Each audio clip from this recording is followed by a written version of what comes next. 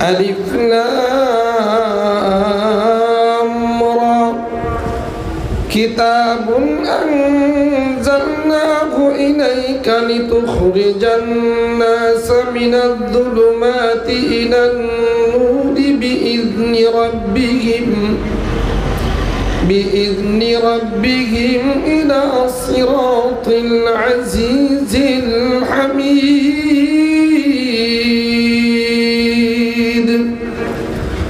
وقال رسول الله صلى الله عليه وسلم إنما بعثت معلما. صدق الله مولانا العظيم وصدق رسوله النبي الكريم ونحن على ذلك من الشاهدين والشاكرين. ربنا تقبل منا إنك أنت السميع العليم وتب علينا إنك أنت التواب الرحيم. সবাই মহব্বতের সাথে তালিম এবং ইসালে সওয়াবের নিয়তে বরকতের জন্য অন্তরস্থল থেকে জবান খুলে দরুদ শরীফ পড়ে নিয়ে আল্লাহুম্মা সাল্লি আলা মুহাম্মাদ ওয়া আলা আলি মুহাম্মাদ কামা সাল্লাইতা আলা ইব্রাহিম ওয়া আলা আলি ইব্রাহিম إنك حميد مجيد. اللهم بارك على محمد وعلى آل محمد كما باركت على إبراهيم وعلى آل إبراهيم إنك حميد مجيد. আলহামদুলিল্লাহ। বনি আদম ইন্টারন্যাশনাল ক্যাডেট মাদ্রাসার উদ্যোগে আয়োজিত 30 অক্টোবর 2024 এই তাফসীরুল কোরআন মাহফিলের চলমান আখিরি অধিবেশনের সম্মানিত সাহেবে সদর সভাপতি, অতিথিবৃন্দ, জাতির শ্রেষ্ঠ সন্তান, সকল নবী রাসূলগণের একমাত্র উত্তরাধিকার ওয়ারিস,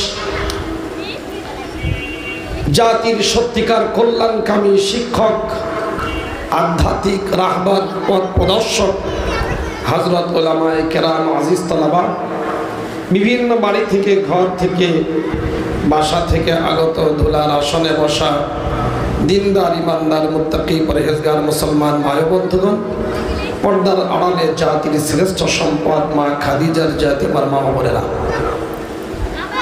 বিশেষ করে ঘুম থেকে ডেকে যাকে এনেছি আমাদের গাঙ্গুহাটির নেতা সাইজের মাশাআল্লাহ আমাদের মিষ্টি ভাই, কোনো তিতা যেখানে নাই, আমার একান্ত সাথী, আমার কলিজার টুকরা, কত বছর পরে দেখার লাই জানে, আমার সাথী হাফেজ মাওলানা হারুনুর রশিদ। মনে হয় ওর সাথে আমার 47-50 বছর পরে দেখা হইতেছে, আমার মনে হইতেছে। মাঝখানে যে দেখা হয়েছে মনে নাই কিচ্ছুই। আজকে দেখি চোখে পানি আসছে, ওরও দেখি চোখ টলটল করতেছে। তো সাথীদের সাথে দেখা সাক্ষাৎ হইল, এটাই আমাদের সবচেয়ে বড় পাওয়া।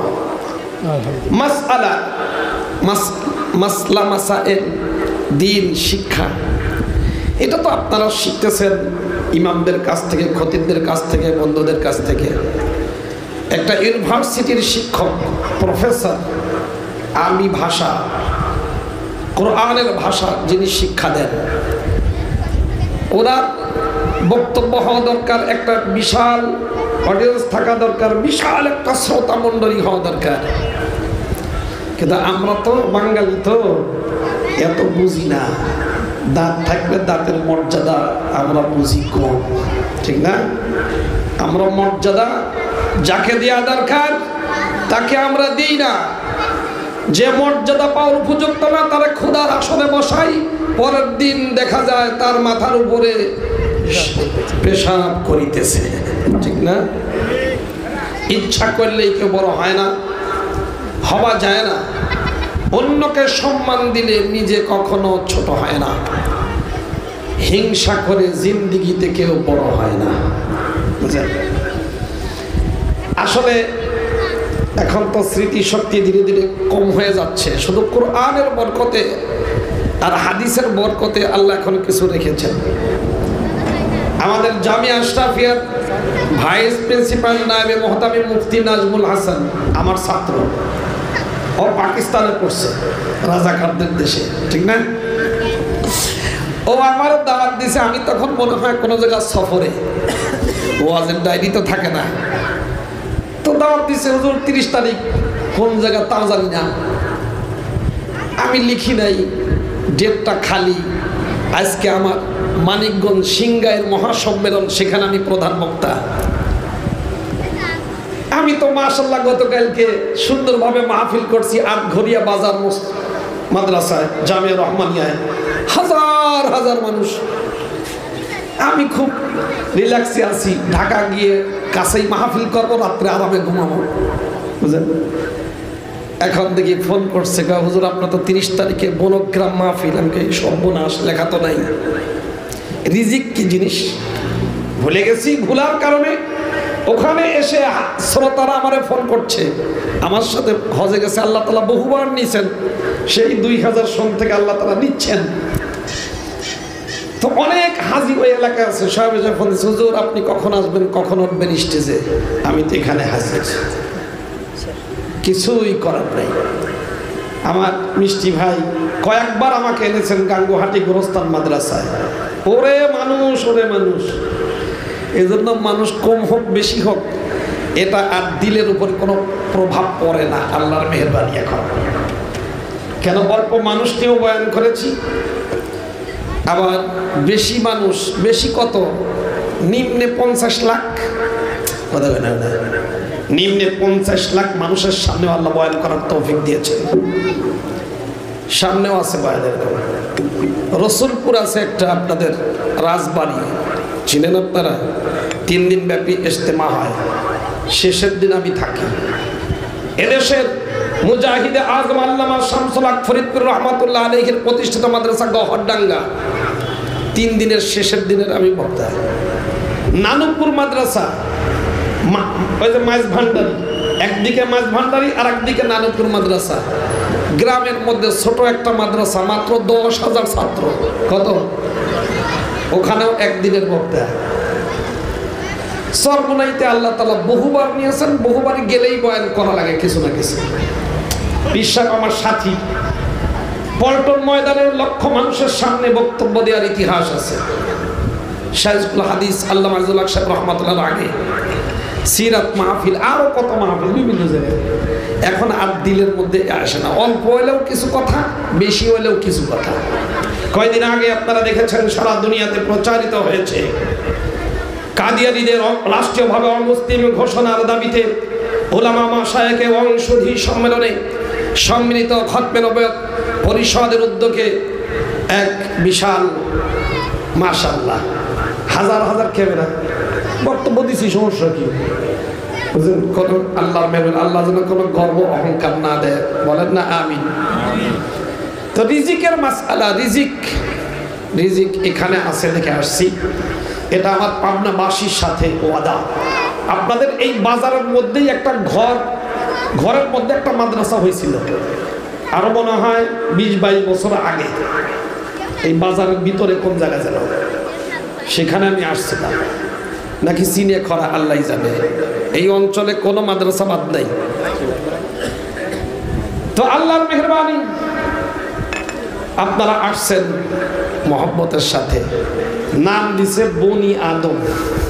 কি আদম বলেন না? বনি আদম মানে আদম আলাইহিস সালামের সন্তান। মানুষকে এই জন্য আরবি, উর্দুতে বলে আদমি। উর্দুতে কি বলে?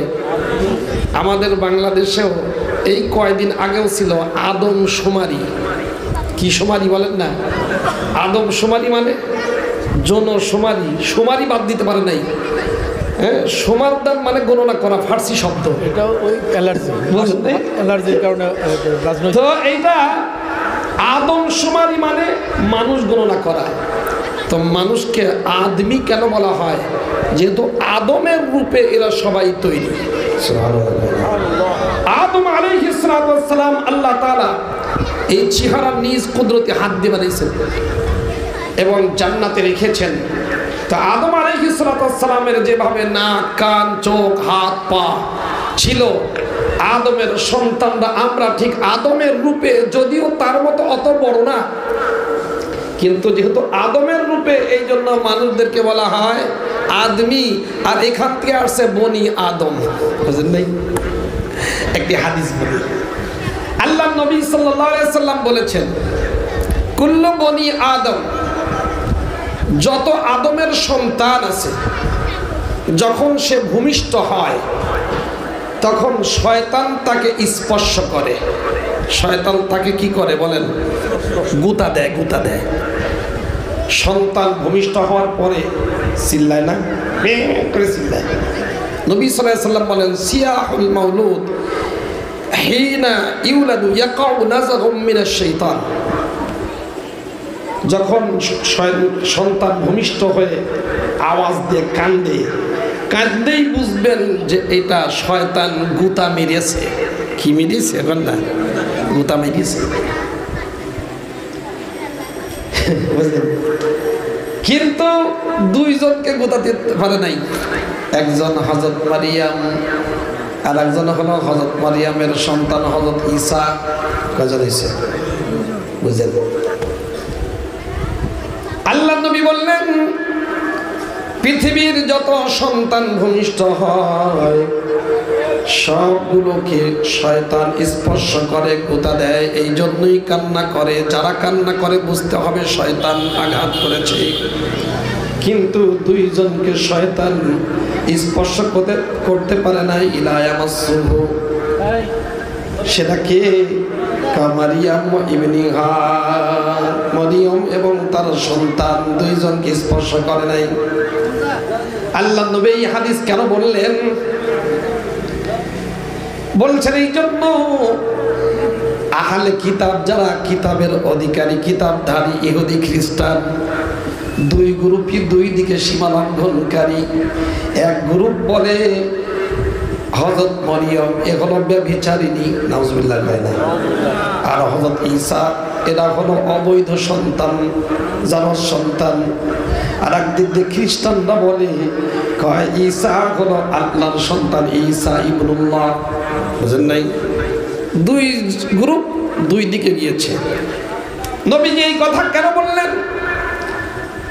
আল্লাহ নবী ইহুদিদেরকে জবাব দিলেন, দেখো, যার জন্মের সময় শয়তান স্পর্শ করতে পারে নাই, শয়তানের হাত যেখানে লাগে নাই, ওই মা কখনো ব্যভিচারিণী হয়ে এই দুনিয়াতে বসবাস করতে পারে না। শয়তান এত বড় খারাপ কাজ করাতে পারে না। আর যেই সন্তান জন্মের সময় শয়তান স্পর্শ করতে পারে না, ওই সন্তান কোনোদিন জানোয়ার সন্তানও হতে পারে না। বুঝেন নাই? একদিক দিয়ে তাদেরকে সাইজ করলেন। নম্বর 2, কয়েন নাসারা খ্রিস্টানেরা তোমরা বলো যে এ হলো রূহুল্লাহ, ইবনুল্লাহ এবং ট্রিনিটি, তিন খোদায় বিশ্বাসী। তোমরা দাবি করো ঈসা ইবনুল্লাহ। আসলে ঈসা এটা ইবনুল্লাহ নয়, ঈসা হলো আব্দুল্লাহ, আল্লাহর গোলাম ও রাসূলুহু, আল্লাহর রাসূল। আল্লাহর কি সন্তানের দরকার আছে নাকি ভাই? সন্তান কেন দরকার হয়? বাবা মা চলে যাবে, সব দুনিয়ার থেকে যখন চলে যাবে, বাবা নাই, মা নাই, এজন্য এই বংশের পাতি হয়ে বাপ মার পরিচয় বহন করে। কথা কয় না? বাপ মা যদি বুড়াবুড়ি হয়ে যায় তাহলে সন্তান যেন কামাই করে খাওয়ায়, সাহায্যের দরকার হয়। বলেন তো, আমার মালিকের কি কখনো সাহায্যের দরকার আছে? আল্লাহ কি বুড়া হন কখনো? এই জন্যই আল্লাহ নবী জবাব দিলেন, সন্তান যেই জন্য দরকার, আল্লাহ তাআলার এই কোনো প্রয়োজন নাই, তার খাওয়া দরকার নাই, দুর্বল হন না, তার প্রচারের জন্য কোনো সন্তান দরকার নাই। কথা বলেন ঠিক না? আরো আছে। এখন প্রশ্ন হয়, হযরত ঈসা এবং মারিয়াম দুইজন যখন ভূমিষ্ঠ হয় শয়তান স্পর্শ করে নাই, তাহলে আমাদের নবীর বিষয়ে কিছুই তো বললেন না। তাহলে কি আমার নবীর থেকে ঈসা এবং তার মার দাম বেশি? বুঝলেন? তা আমাদের নবীর দাম তাহলে কমে গেল না? আরে ভাই, আমাদের নবী তো বলেছেন তখন এই দুই গ্রুপকে জবাব দিয়ে তাদের ব্রেন ওয়াশ করে তাদের মনকে পরিষ্কার করে ঈমানের পথে যেন তারা ফিরে আসে, এই জন্য বলেছেন আরেকজনের ফজিলত। আরেকজনের ফজিলত মর্যাদা বললে নিজেরটা কি অস্বীকার করা হয়? কথা কয় না? হ্যাঁ, এটাকেই হাদিসের ভাষায় মুহাদ্দিসিনে কেরাম বলেছেন জুজই ফজিলত। শাখাগত